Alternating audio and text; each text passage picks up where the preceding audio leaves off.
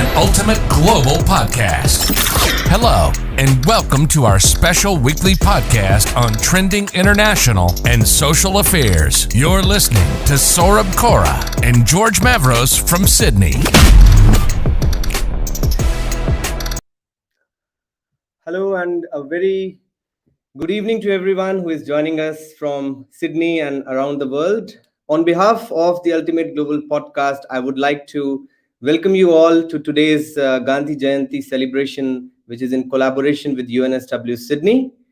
And I would like to thank everyone, including UNSW, for coming together for this particular collaboration and making this event a big event for us and reaching out to a larger audience. And I'm sure that you will get a lot of things to take away from this particular session. Before we begin today's session, I would also like to showcase you some pictures from today morning where Professor Jayashree Ravishankar had been involved in the garlanding of the Gandhi's bust at UNSW Sydney. These are some of the pictures from early morning where Professor Jayashree had, along with Dr. Neville, had visited the Gandhi's bust in the UNSW campus, which has now been there for around 12 years on campus. And I will be passing it on to Professor Jayashree, where she will explain you more about this thing, and she will take you through the other things of the event as well.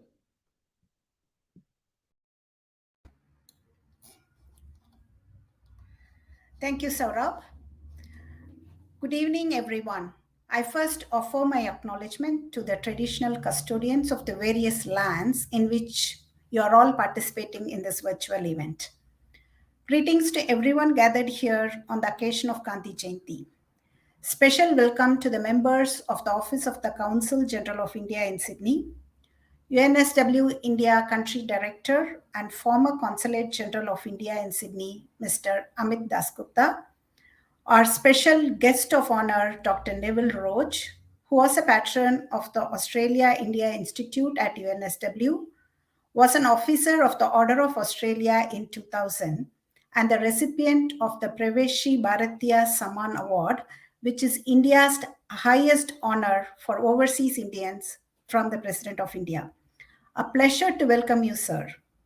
It is also our pleasure to welcome the Ultimate Global Podcast co-founder, George Mavros, students contributing to the panel discussion today, all members of UNSW staff and students, members from other universities, and all others who are watching this event live. I heartily welcome you all to celebrate this momentous day along with us. Today is the 152nd birth anniversary of Mohandas Karamchand Gandhi, who is also famously referred to as Mahatma Gandhi. We celebrate this day with great enthusiasm every year to pay tribute to the father of the nation. Due to the pandemic last year and this year, we have gone virtual. Gandhiji was the man of simple living and high thinking. He devoted his life in working towards spreading awareness about the importance of equality, peace, and harmony. His principles and values still hold a great value today, and we are here to revisit the principles through which he led his life. The program today includes video messages by UNSW Vice Chancellor Professor Ian Jacobs and the Consul General of India in Sydney, Mr. Manish Gupta. Inaugural address by Mr. Amit Dasgupta, special address by Dr. Neville Roach, panel discussion on the relevance of Gandhian values in the 21st century, and musical tributes to Gandhiji. I now request Saurabh Kora, who is an UNSW Business School student, also the CEO and co-founder of Ultimate Global Podcast, to host this event. Over to you, Saurabh. Thank you all.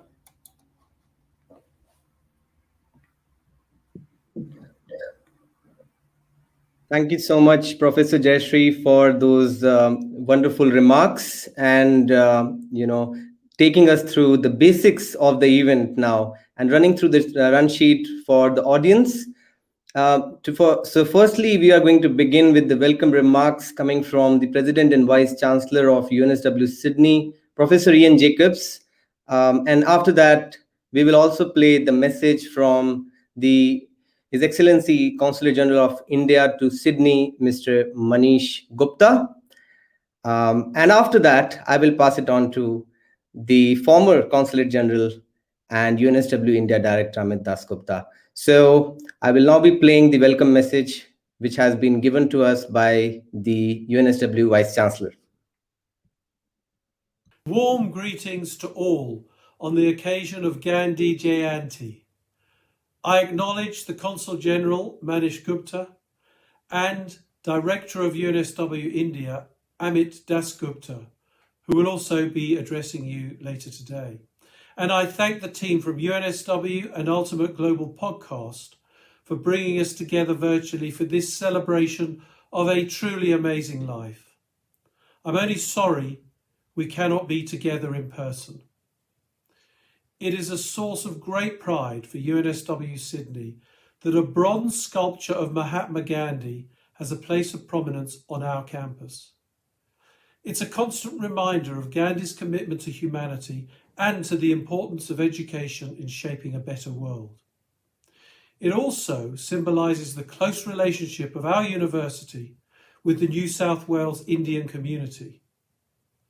We can only hope that the library lawn over which this great soul watches will once again be alive with the movement and sounds of our students who make up a vibrant, diverse community, our valued friends from India amongst them. There is no doubt the pandemic has challenged all of us these past 18 months, and it continues to do so. As divisions in global society have become more pronounced, there's never been a greater need for inspiration than right now. Mahatma Gandhi, a source of enormous wisdom and vision, can be that inspiration. His lessons of peace, racial equality, universal brother and sisterhood, and satyagraha, truth and firmness, are just as relevant today as when they were first taught. The values inherent in those lessons are what we commemorate each year as we mark the birth of Gandhi, and I hope will guide us through the time in between. I wish you all a very happy celebration of Gandhi Jayanti.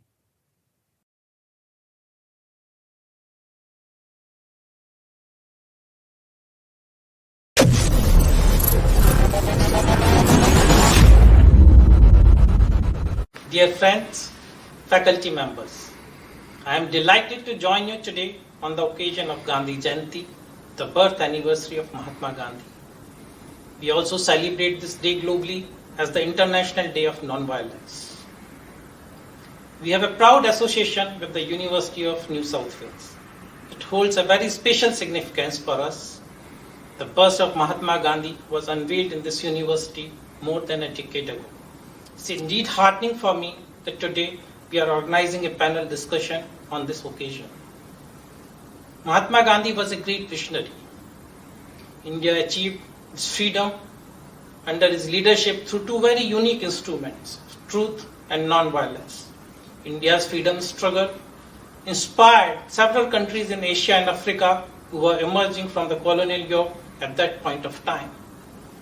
He was a man who practiced what he preached. His entire life embodies the importance of spirit, compassion, tolerance in our lives. Gandhiji was born in India, but he belongs to the entire humanity. He was a humanist, a pacifist to the core. Martin Luther King Jr. had once said, "If humanity is to progress, Gandhi is inescapable. We may ignore him at our own risk." As today humanity emerges from the dark shadows of the COVID pandemic, perhaps it is high time for all of us to self-reflect, introspect on our future way of life. Gandhian thoughts on the importance of sustainable development, environment, sanitation, cleanliness are perhaps more relevant than ever before. Mahatma Gandhi had said, "Earth provides enough for everyone's need, but not for everyone's greed. It is such a profound message. He was a person who was accustomed to a very simple way of life. He always believed that the means should always be as good as the end itself. Today, as the humanity faces an existential crisis due to climate change, perhaps it is high time for all of us to revisit his life and imbibe his principles. It is important that we live in perfect harmony with Mother Nature. It is also important for us to build resilience into our rural communities and make them self-sufficient. I look forward to a very engaging panel discussion today. I wish you all the best on this occasion. Thank you.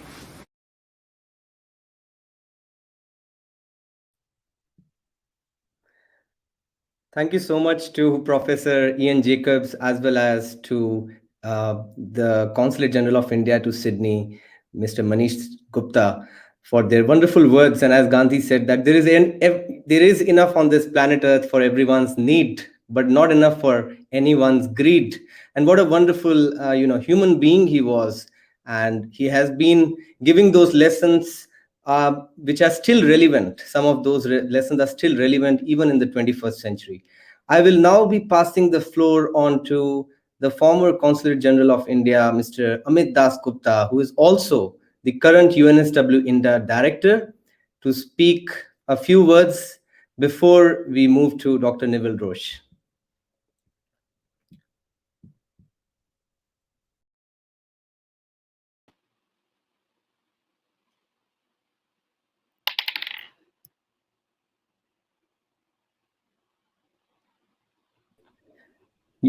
Amitji, you are already on the screen. You can speak. Brothers and sisters, I don't know if you can hear me, but I'd like to begin by congratulating Professor Jayashree Ravi Shankar and Saurabh for having taken this extraordinary initiative to keep the commemoration of Mahatma Gandhi alive. I would also like to acknowledge the presence of His Excellency the Consul General of India, the Honorable President and Vice Chancellor of UNSW, all the faculty members and students who are attending and participating in this program. I would further like to acknowledge the presence of Neville Roche, who was the very first recipient of the Prabasi Bharatiya Samman Award in Australia. Neville has played a strong and stellar role in the commemoration of the event since the very first year when the Gandhi bust was installed at the university campus library lawns.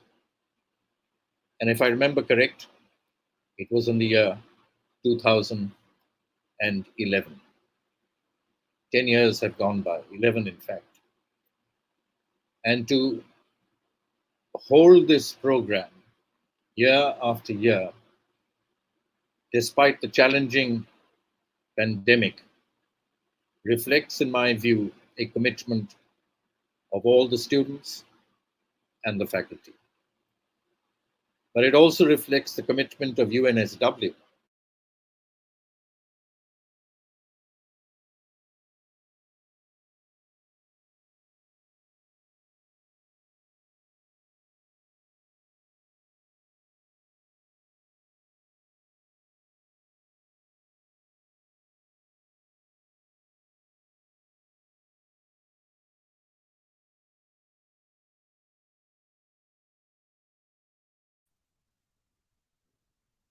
I think, Amit sir, your mic is muted.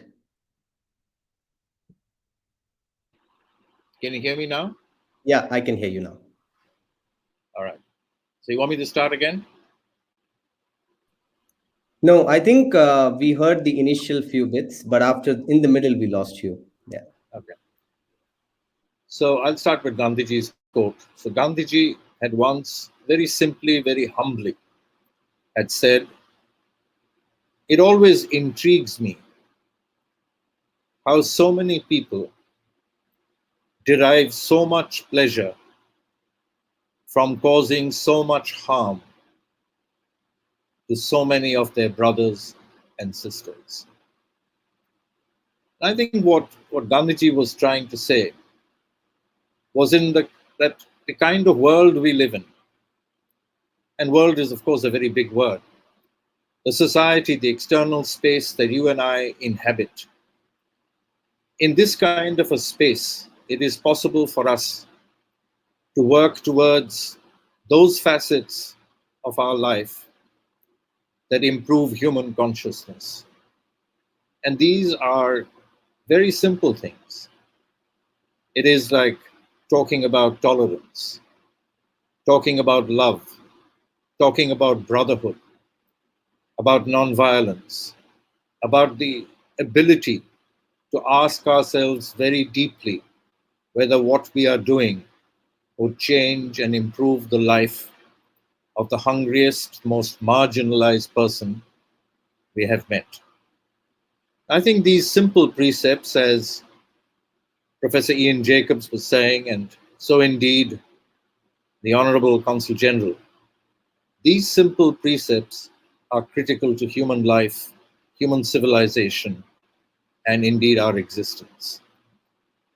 The issue of the pandemic, for instance, what has amazed me is to be able to see the extraordinary manner in which doctors, nurses, paramedic staff, administrative staff in hospitals and elsewhere, whether these are government hospitals, whether this is a clinic in a rural area, the manner in which they have actually raised the game.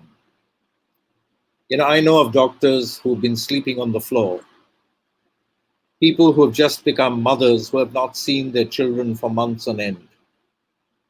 This extraordinary sacrifice, they actually don't see it as sacrifice. They see it as their duty, as part of the oath they have taken, and part of their inner spirit, which says that it's our job to try and help whom we can. Do we always succeed in our endeavors? I don't think so. There are occasions when we fail, when we stumble. But I think what Gandhiji was trying to say in his own humble way was that unless you've tried, you will never know. The whole issue of climate change, which Manish raised, about Gandhiji's saying, Gandhiji's thought actually, he said, my life is my message.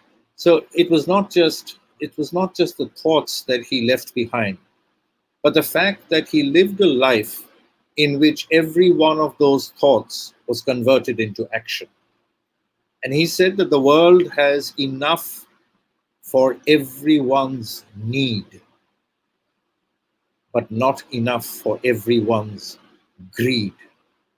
And I think there is a friend of mine, and I thought I'd mention this, who lives in Sydney. And he wrote a book which he gifted to me. And the title of that book has always moved me. The title is, How Much is Enough? How much is enough? When do we tell ourselves that I think I have enough? I don't need any more. That is a question that challenges many of us. Gandhiji's frugality was a testimony to his having decided he had enough. And I think, brothers and sisters, as this day goes by, one of the important messages perhaps that through the effort of Jayashri and Saurabh and the panel discussion is how do we internalize the thoughts of persons like Gandhiji? How do you internalize the thoughts of a person like Mother Teresa, Swami Vivekananda, Nelson Mandela, Martin Luther King Jr., Rosa Parks? how do you internalize all this? How do we change the world that we live in? And should we remember great leaders only on their birth anniversary? I leave with you a thought that I was present when the bust was installed on the Gandhi lawn, on the UNSW lawns, and the architect who was making the pedestal. He and I had long conversations. He was a professor at UNSW, and he said that, I've been reading Gandhiji's thoughts and his life because I didn't just want to design a pedestal. If you visit the bust, you will know better as to what I'm saying. He said that, to my mind, this was a person who never looked down on people. This was a human being who was frail, who was referred to by the British as the naked fakir. This person, he tried to bring everyone together. So I don't want a pedestal where Gandhiji is looking down on the audience. If you visit the bust, you will find that the pedestal is at a lower level than you if you're standing up. If you're standing, that pedestal is a few inches lower. And when I had the bust installed, thanks to the government and the people of India, I remember that graduation had taken place. And it moved me to tears to watch students from UNSW, from Korea, from Vietnam, from Somalia, and from many other places standing around the bust, many with their arms around Gandhiji's bust and getting photographed. That for me was a very, very moving sight. Gandhiji came from India. The installation of the bust, which is at UNSW, simply symbolizes that he now belongs to each and every one of you. Thank you very much. It's been a great honor and a great pleasure. And once again, my congratulations to Jayashree and to Saurabh for this initiative. My gratitude to Professor and President, Vice Chancellor Ian Jacobs, to my friend Manish Gupta, Consul General of India, to the Honorable Neville Roach, and for all of you who are attending this program. Thank you. Thank you so much, Amit sir. That was, those were the amazing words that Gandhi spoke. But before we move to the panel discussion, I would now invite Dr. Neville Roach to give the welcome message to the people who are listening to us today. I'd like to start by welcoming my good friend, Excellency Amit Dasgupta, Director of UNSW India Country Director. Also, if he is listening, His Excellency Manish Gupta, Consul General of India in Australia. Vice Chancellor Professor Jacobs, if he is listening, a warm welcome to him as well.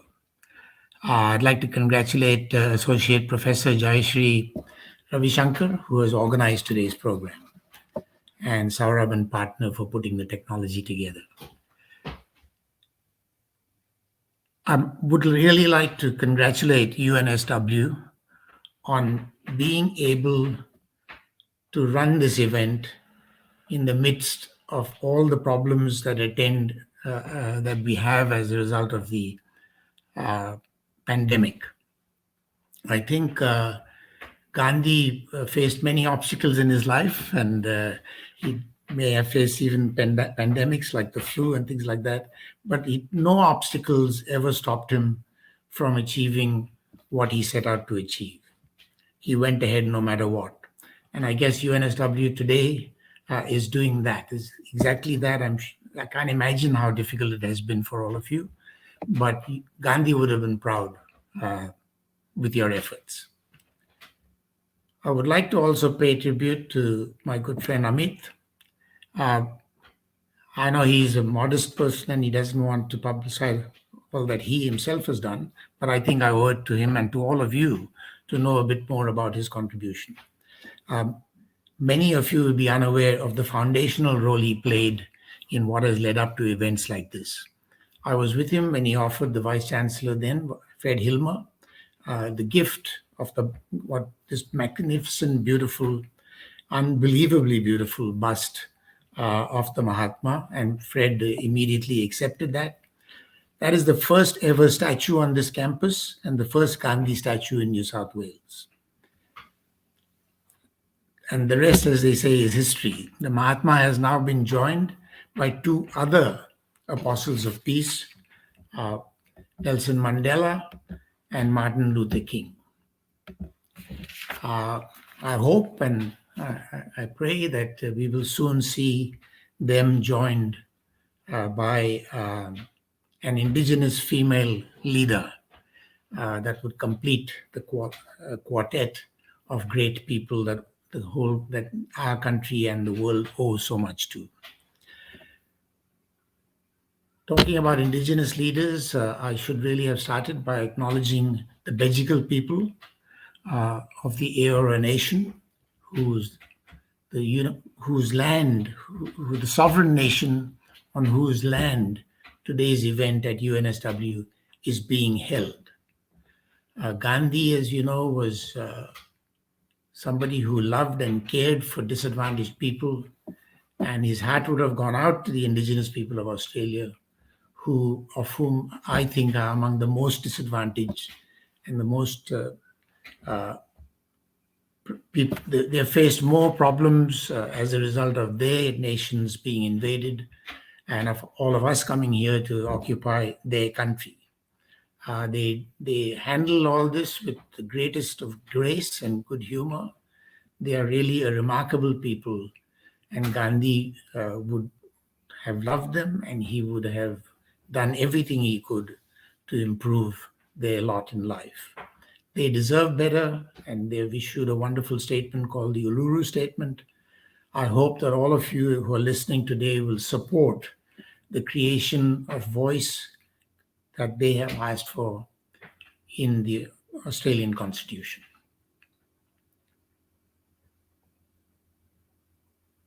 I look forward to hearing the remarks of the distinguished panel of speakers, but I thought I should say a few words, somewhat repetitive of some of the things Amit has said, but with a different accent.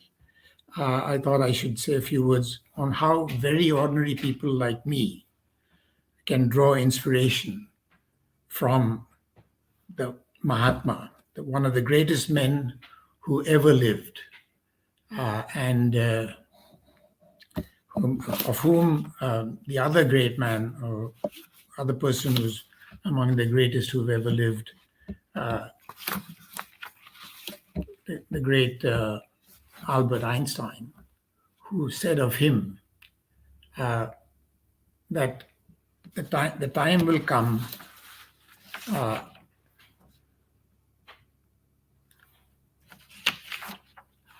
I'm sorry, I've got myself into a bit of bother. Yes, he said, generations to come will scarce believe that such a one as this ever in flesh and blood walked upon this earth. I'd like to say how a person of that eminence can inspire ordinary human beings like me in our daily lives. For me, the greatest inspiration is his integrity, his commitment to the truth. He called his life story My Experiments with Truth. His lifelong pursuit of Satya, or truth in Sanskrit, and his fight for freedom was called Satyagraha, or Truth Force, the non-violent movement that overcame the overwhelming armed strength of the British. We too can aim to pursue truth in our daily lives and teach our children to do the same.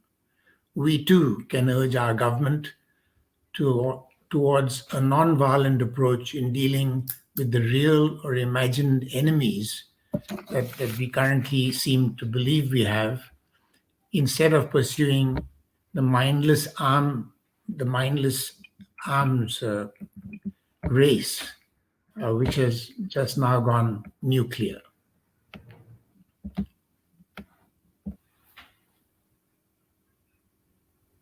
I realize, of course, that most of us are minor players and have very limited impact on matters of national and international import. But here too we can learn from Gandhi. When an Englishman said he approved of Gandhi's non-cooperation, but dreaded the consequences that may follow complete success, that is the evacuation of India by the British, Gandhi said that of this gentleman, he conjures up before his mind a picture of India invaded by the Afghans from the northeast, plundered by the Gurkhas from the hills. For me, I say with Cardinal Newman, who is a famous Catholic saint, I do not ask to see the distant scene, one step enough for me. That captures, I think, the spirit that kept Gandhi going. It didn't matter how big the task was ahead of him, he focused on the next step. And I believe that when each of us feels overwhelmed by the enormity of the problems that we face in our daily lives, that our country faces, our community faces, we too can do what we can, one step at a time. In today's connected world, we can be the tiny spark that lights a candle, that helps dispel the gloom and potential doom that threatens us individually, threatens our family, threatens our institutions and our community and our nation. In closing, I should mention another of Gandhi's great abilities, or the greatness of his nature. I mentioned Cardinal Newman, and Gandhi, that the fact that Gandhi could talk about him and knew about him and quote him highlights the fact that he was a searcher after truth, and he tried to learn as much as he could from all religions. And he, at his ashram, hymns were sung, and Lead Kindly Light was one of those that was sung. But there was hymns from Islam, hymns from Hinduism, Jainism, and Christianity. In fact, whichever religions have a presence in India or in the world. That religious tolerance, I think, is something all of us can practice, and all of us can do our best to enhance. At present, the world is again threatened by religious animosity. We only got to see the horrible things that have happened in Afghanistan to realize how horrific things can be. But similar things are happening in different parts of the world where religious people are being persecuted, whether it's in Myanmar or China or anywhere else. We too can bring religious tolerance and bring up our children to respect every faith, no matter whether they practice any or more than one of them. Once again, thank you very much for the honor of having me speak on this very significant event. Thank you. Thank you so much, Dr. Neville, for those wonderful and kind words. And before we begin with the panel discussion on the relevance of the Gandhian values in the 21st century, we have a short musical tribute from Ultimate Global Podcast, where we will be showing you different quotes of Gandhi for 2 minutes. And in the background, we will also be playing a song, a native Indian song, which most of the people in India might be knowing for. And I can also translate that in English for you. The song says, Sabarmati ke sant tune kar diya kamal, which means in English that, O saint of Sabarmati, you gave us the freedom and you were responsible for making us independent from the colonial rule in the 20th century. So we will be listening to that for 2 minutes. And after that, we start off with the panel discussion on the relevance of the Gandhian values in the 21st century.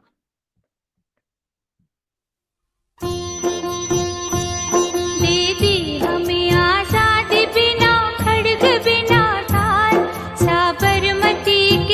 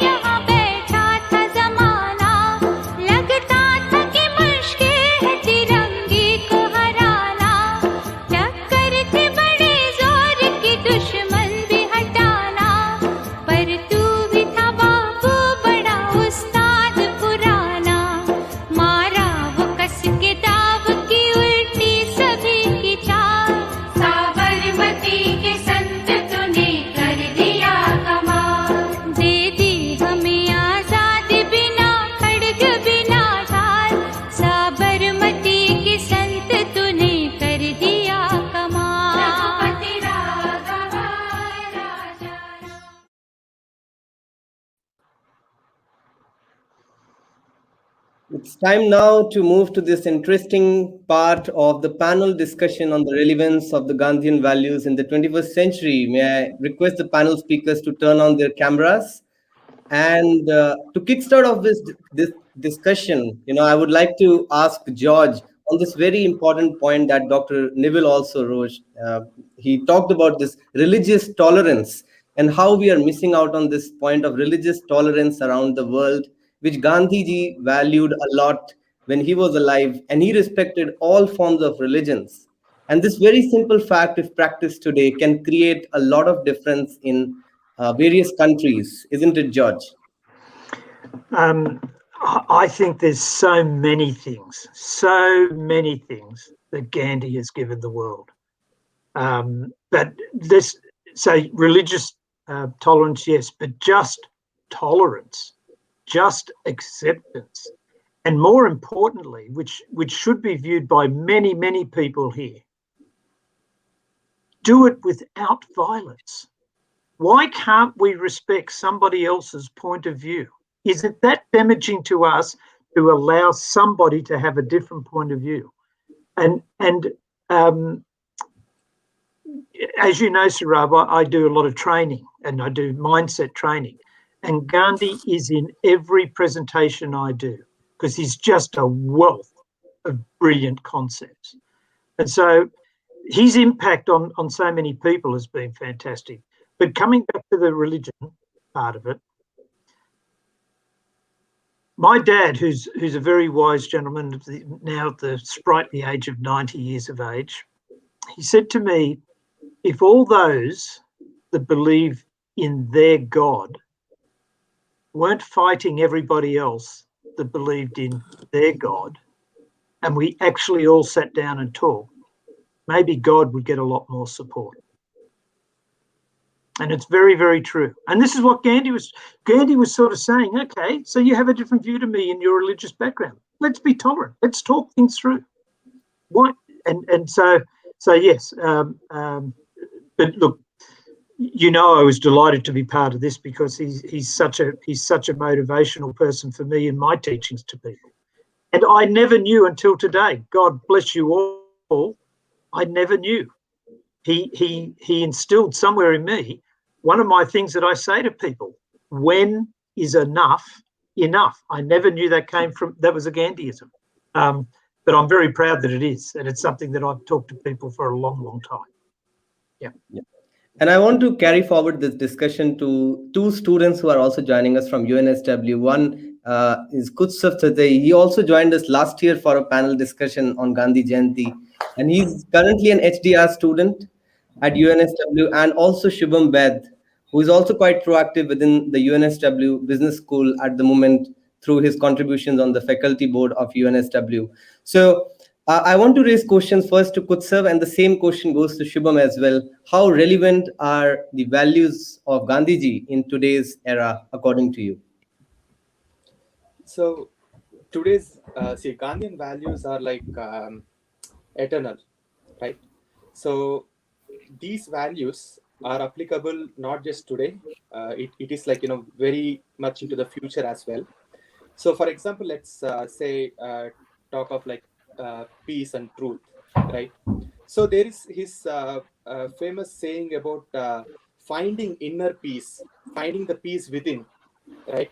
So now he often highlighted the importance of inner peace, and goes on to say that once you find that inner peace, you should ensure that it is not affected by external influence, any kind of external circumstances. Now, that is one truth that cannot be changed, whether it is as an individual, and then you can expand it to your family, your friend circle, and as a country. Say, for example, let's take an example of a country with varied demography like India, right, where you see people from many religions. In fact, all religions are existed in India, right? Various classes, various sections, and if all of them exist there, they coexist. Of course, there are few isolated issues, but they coexist. Now, the question is, after a lot of efforts and over long periods of time, there is some kind of peace and equilibrium. Now, do we allow external influence to disturb that peace becomes the question. Not just in India, any other country, any country, right?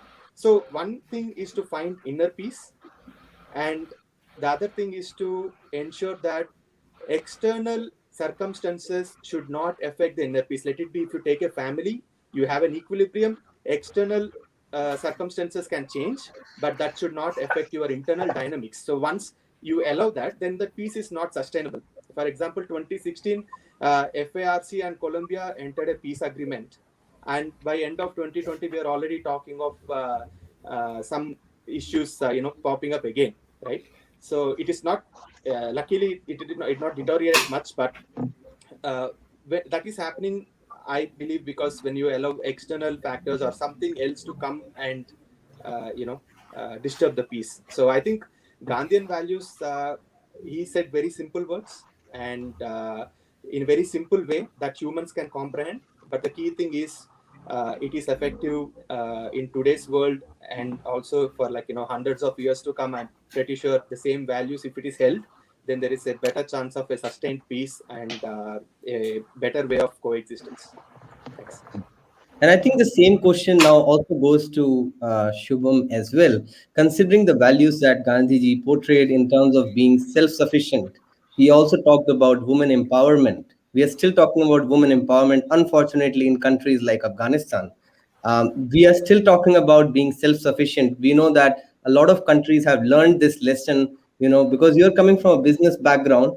So a lot of countries have considered this lesson and taken this lesson during COVID-19 pandemic, how important it is to be self-sufficient, even in this era of globalization, isn't it, Shubham?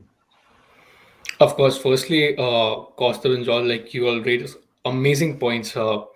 But now coming to the relevance of Gandhian principles in today's era, Saurabh, when we talk about self-sustainability and things like these, more than ever, it is required by everyone in the world look into Gandhian principles from every light possible, right? When we talk about sustainability, again, the thing comes, when is enough enough? When people are moving towards climate change, like there's so much talk about climate change that we do not really have time to act on it. We are using solar energy, wind power, whatever it is, that we are moving towards more of sustainability, removing of plastic. All these come from Gandhi's principle as well. When is enough enough?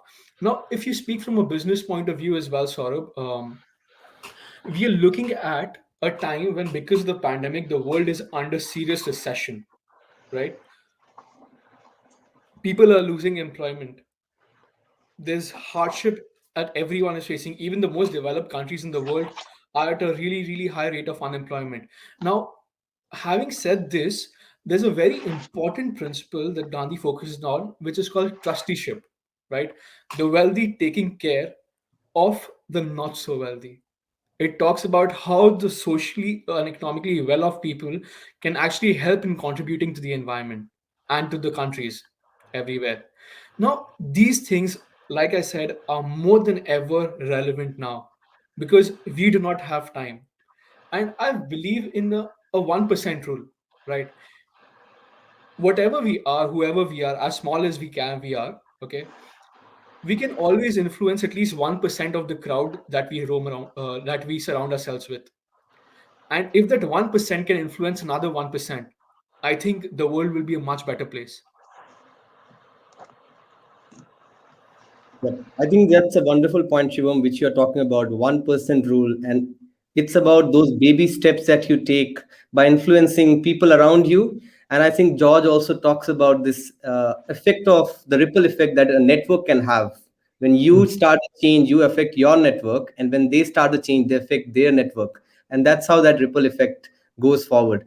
But I want to also raise this question to George, which I think many of the critics also raise that many of the things that Gandhiji told appear to be very simple to everyone. But in real sense, if you have to practice it in the 21st century, it might be difficult for us to do that.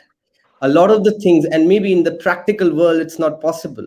What do you have to say in that regard? Because if you talk about being tolerance, having that religion's tolerance, being non-violent, or respecting others, which most of the people have lost. In the sense, we can see what is happening in Afghanistan, what is happening around the world, isn't it, George? Look, is it easy? Probably not. Is it possible? 100%. 100%. If there are two people in a discussion that are both committed to coming up with an outcome, anything is possible. If the same two people are in a discussion and one is not prepared to have a good outcome, nothing is possible. And if you look at Gandhi and you look at Mother Teresa, you look at Mandela, you look at a number of these people, their basic concept was start with one.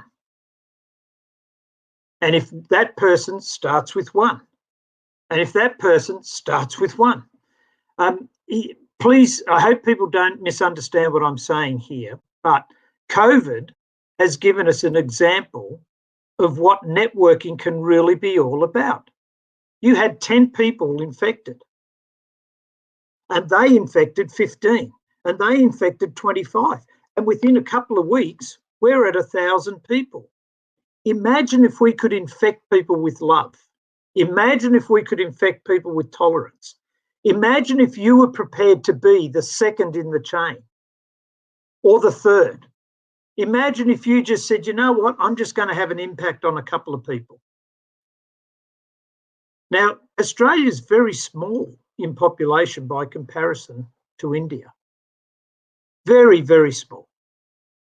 But if every person that was in Australia just committed to impacting on 2 more people, 25 million people in Australia, that's not a bad place to start, because that's another 50, that's 75 million, 6 degrees of separation. There's probably people in this room that are a lot quicker on their maths than me. We're talking about millions and millions and millions of people being infected in a good way. But is it really that hard when we talk about equality? And you talked about women empowerment, and you mentioned Afghanistan. You don't have to leave the shores of Australia. You don't have to walk outside of the UN. The UN talked about equality for women. There was 194, I think, speakers at the UN, and I think there was 18 women that spoke out of that 190 or 180. Somebody will have the right stats for me. But I'll guarantee you there wasn't more than 20 women, and there wasn't less than 190 speakers in total. So where is the equality? Where is the empowerment? But we have to do something about that. Who's we? You, me, Shaban, Kusha. If we all started and everybody radiates out from that, it's not that hard. I don't accept that it's that hard. I just accept that a few people have to step up and do it, because that'll infect the next one. Thanks. And also continuing with this argument, George, what you just raised, how important it is for us to spread that message of love and compassion in this era. And that's why I really respect leaders like Mahatma Gandhi, and also one of the Buddhist leaders, the 85th Dalai Lama. We all know about the preachings that he gives on compassion and love to the business leaders, to political leaders, and he wants to change the world through compassion. So that's where these kind of leaders motivate us. And also I want to raise this question now to Kutsav, related to this factor of Sarab, can I just interrupt for 1 second, because you mentioned Dalai Lama on this topic. Dalai Perfect. Lama, if you think you're too small to make a difference, try sleeping with a mosquito. Between him and Gandhiism, what more do you need? Sorry to interrupt. No, that's fine. So I was just raising a question for Kutsav, in the sense that Violence has caused a lot of bloodshed in the last 100 years in terms of the world wars that we had, the civil wars that we had. And what Gandhiji also believed, that involving violence in any kind of issue has got just the potential to deviate from the original issue and create further problems. Whereas if you involve yourself in non-violent methods, you have a chance to discuss and resolve a particular issue.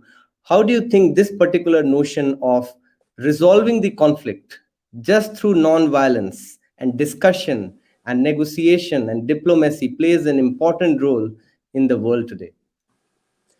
Saurabh, and of course all the audience, we all know what Afghanistan has gone through, whether it is in the past with Taliban or later on with the US and NATO forces there, who went there with an idea of establishing democracy and peace.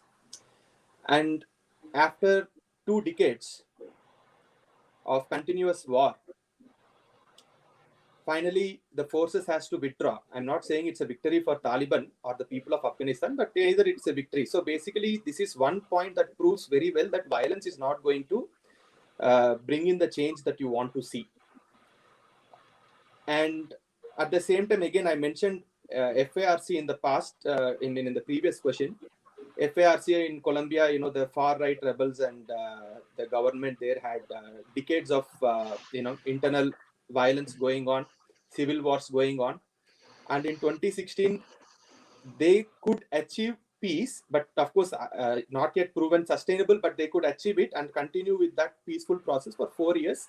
And they could reach that place only through discussion, where both parties wanted to solve issue. Like George said, it's not possible with only one party willing to solve it and the other party still holding weapons. So non-violence is the only way that you can achieve sustained peace. But to achieve that through non-violence, we should also understand that it cannot be done in a one-sided fashion.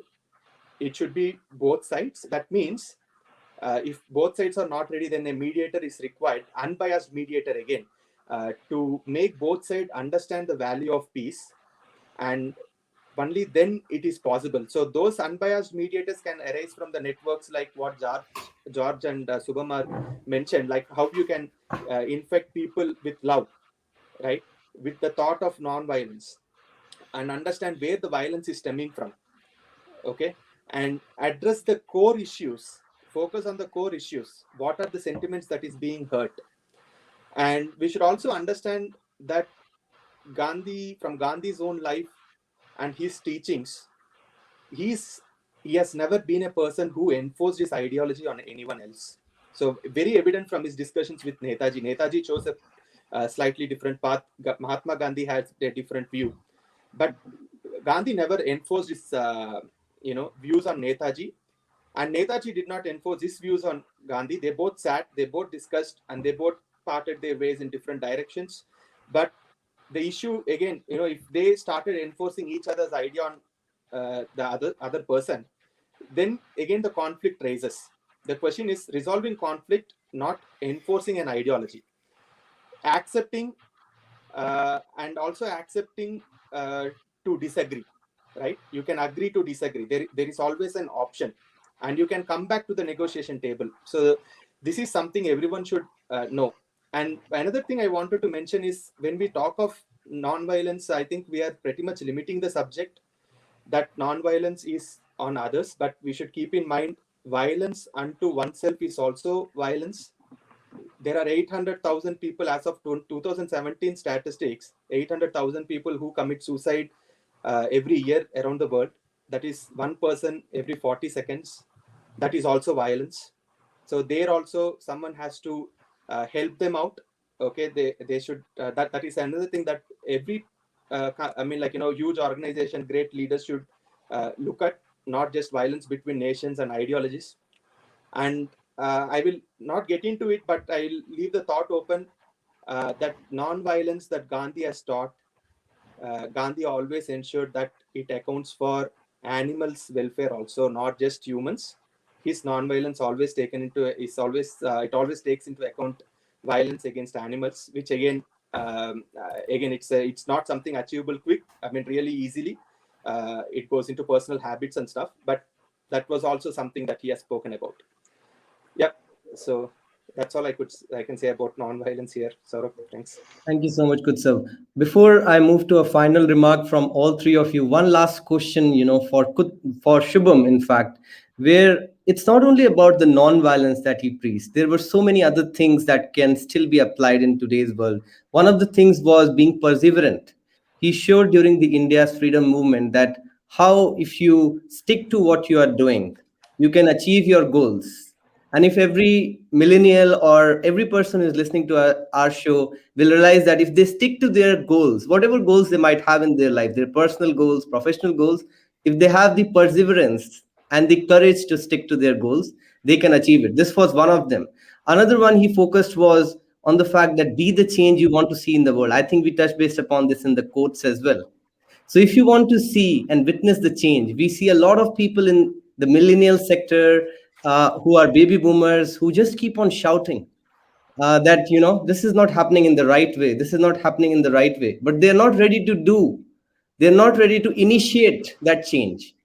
So if you want to see that change, be the change that you want to see in the world. That is another lesson that he gave.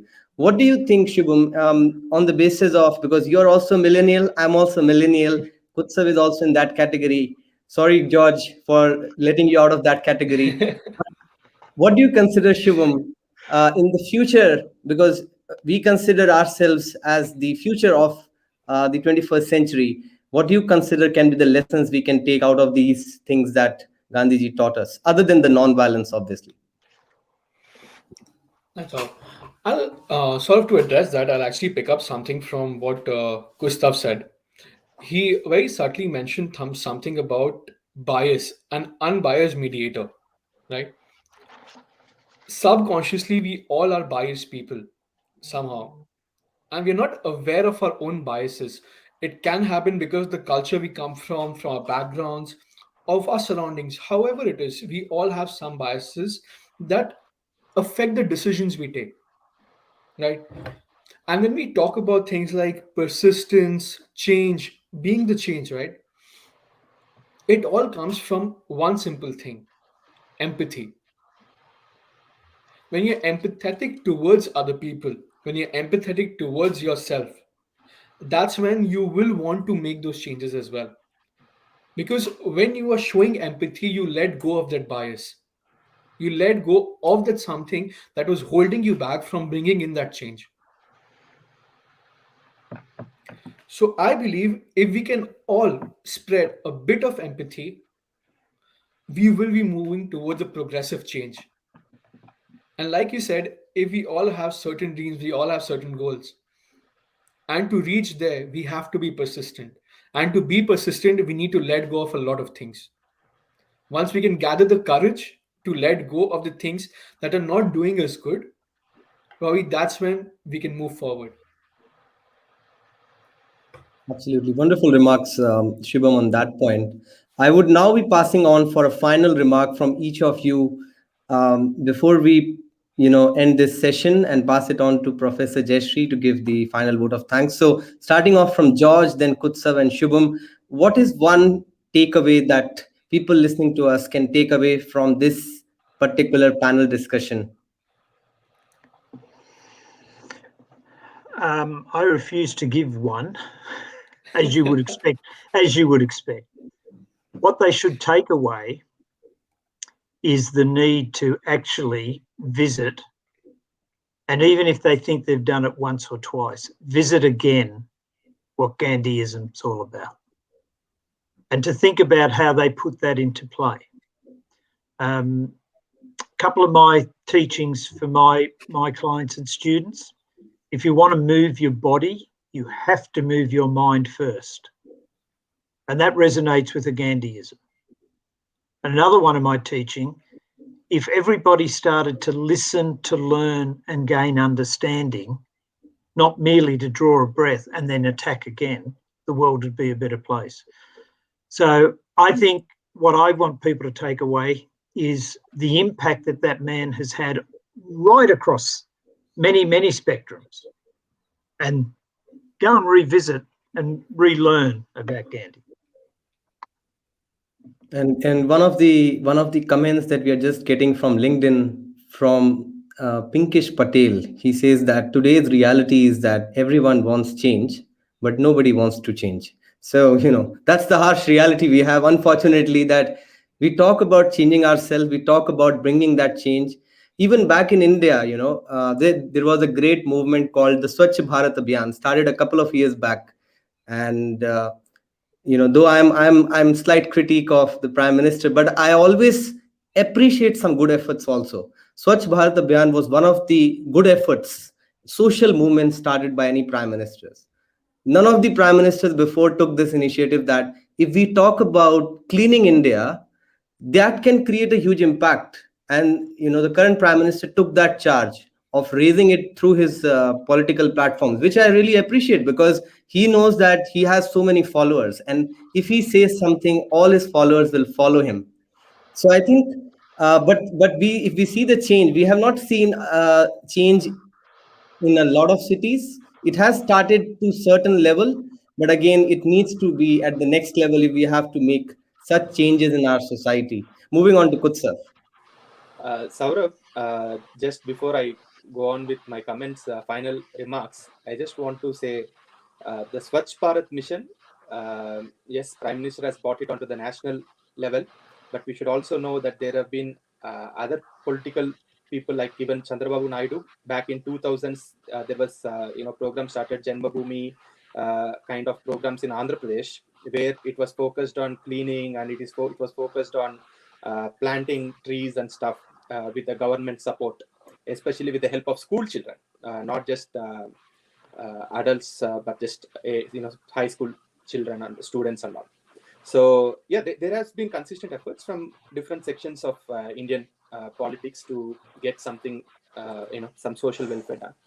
And moving on, again, there is not one takeaway that can be given from this panel, but what I'd suggest or what I'd say to the audience is there are few things, right? Like, I mean, from Gandhi's way of saying, you have to respect, understand, accept, appreciate, and be compassionate. Now, again, I'd say it should all start with the self, from yourself, and then you can expand it to the near circle and then expand it. So first, all of us should try to respect and appreciate what we are blessed with, understand and accept, and then be compassionate to oneself, so that you can avoid being too rough on yourself and leading to a lot of suicide tendencies or depression and all these activities. Then apply the same thing when you look at others. Appreciate what they are, accept what they are, understand them, respect their values, and be compassionate to other people. And if each of us can do it with ourselves, to immediate family and friends, and then expand it to our colleagues and work area, then slowly the world can change. But if you're not sincere to yourself, if you're not hoping for a change within, then you cannot expect a big change to happen outside you. Yeah, thanks. Absolutely. Passing on to Shubham now for his final remarks. Like George and Gustav said, that we have so many things to take away from just the Gandhian principles or the philosophy and everything that we've spoken. But thinking about what he had done when he was there, he got an entire country, Bapu got an entire country out of the colonialism and gave freedom to it. Of course, there were other people involved in it. There were hundreds of freedom fighters who were involved in it. But then again, one thing, if you focus on, it didn't happen overnight. Like, it did not happen overnight. There were steps, there were thousands of steps which were taken. So, if you want to take one thing away from this, always remember, never underestimate baby steps. Never underestimate it. I'll leave that. Thank you so much, Shubham. And with this, we also come to an end to this panel discussion. And we are left with now two exciting things. One is a musical tribute to Gandhiji on his favorite song, which he used to sing while he was alive. In Hindi, that song, or in his language, the song means Vaishnava Janato Tene Kahiye, which in English will be translated as one who is a Vaishnav, knows the pain of others, does good to others without letting pride enter his mind. So we will be going through that video where you can also see the actual footage of Gandhiji when he was alive. And thank you so much to all the panelists for being present today. And we will be ending with that song and Professor Jayashree's thank you note. Thank you so much to all the panelists. Thank you so much, sir.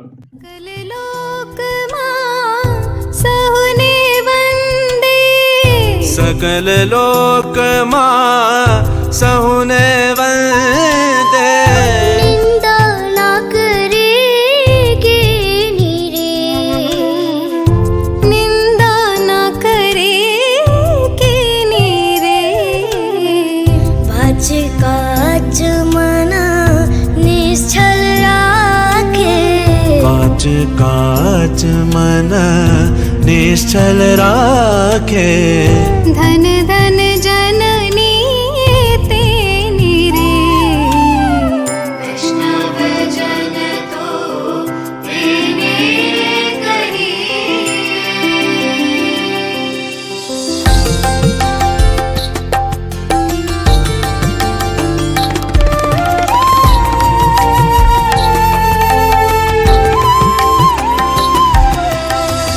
समदृष्टि ने तृष्णा त्यागी समदृष्टि ने तृष्णा त्यागी पर स्त्री जी ने मात रे पर स्त्री जी ने मात रे जीवा थकी असत न बोले जीवा थकी असत्य न बोले पर धन न बजाले हाथ रे वैष्णव जन तो तेने कही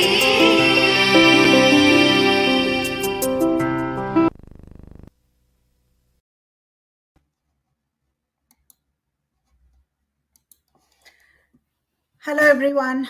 It is my privilege to deliver this vote of thanks on this important occasion of Gandhiji's birth anniversary.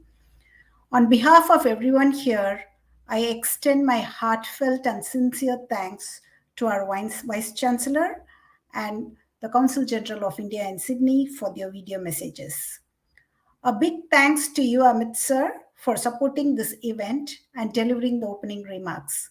You touched on Gandhiji's quotes and how those simple precepts are critical to human life.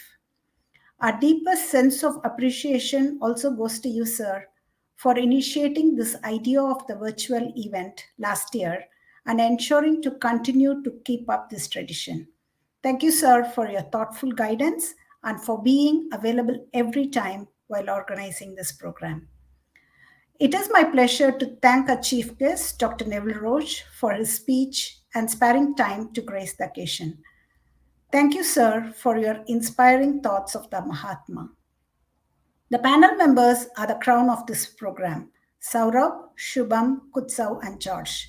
Your ideas and discussions flowed naturally, and we could see the deep connection you all have with Gandhiji's values and their relevance in the present world.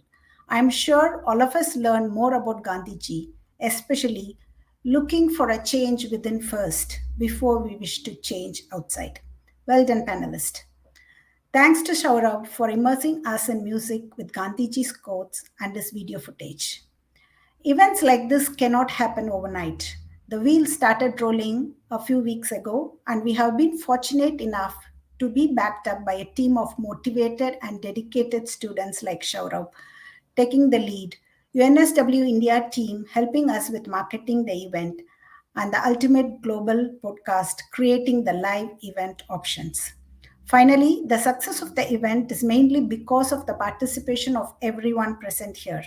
I cannot thank you all enough for joining this virtual event in spite of your increased screen time since last year. I would like to finish by this quote of Gandhiji. We may stumble and fall, but shall rise again. It should be enough if we did not run away from the battle. I'm sure these words of Gandhiji will inspire us to manage, especially at this time of the pandemic. Jai Hind.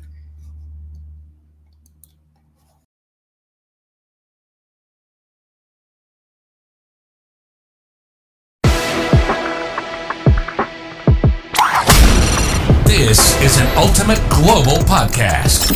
Hello, and welcome to our special weekly podcast on trending international and social affairs. You're listening to Saurabh Kaura and George Mavros from Sydney.